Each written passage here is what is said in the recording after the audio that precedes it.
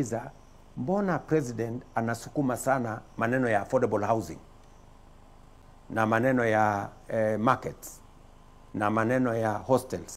Uliza, mbona president anasukuma sana maneno ya affordable housing?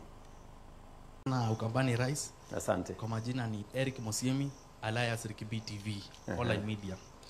Sana sana hapa Ukambani shida yetu kubwa ni maji. Jana ulipokuwa pale Makueni uliweza kutuelezea kwamba Thwake Dam itakuwa inaisha by next year. Pia hapa Machakos tuko na Miuongoni Dam imekwama sana, na pia hapa Kitui Central tuko na Uma Dam pia imekwama. Je, ni mipangilio ipi ambayo uko nayo Rais ya kutumalizia shida ya maji hapa Ukambani? Correct.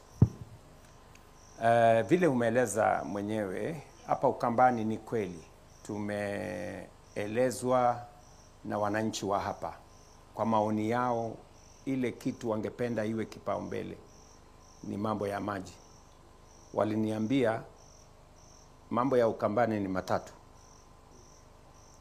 wanataka kewo, wanataka maji, and they want water. Na niliambiwa hivyo ati haya ndio mambo matatu ya Ukambani. Na mnakumbuka, nafikiri ilikuwa 2018-2019, wanataka maji and they want water. Na niliambiwa hivyo ati haya ndio mambo matatu ya Ukambani.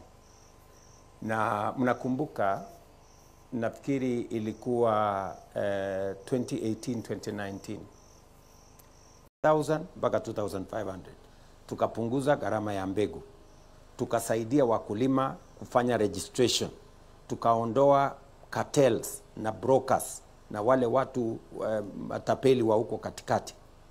Leo kilimo imebadilika. We are producing more maize, we are producing more wheat, we are producing more sugarcane. In fact, we have reduced the importation of sugarcane by 70%. We are producing more coffee. We are getting better prices for coffee. We are getting better prices for tea.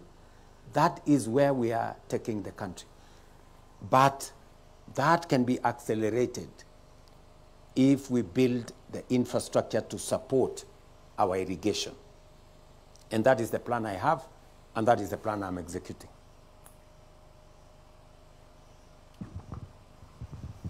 Naam, asante sana. Umeeleza vyema mtukufu Rais, lakini naomba nikuulize tu swali moja, na si kwa ajili ya kurudia. Serikali ambazo zimepita zimekuwa zikija zikipe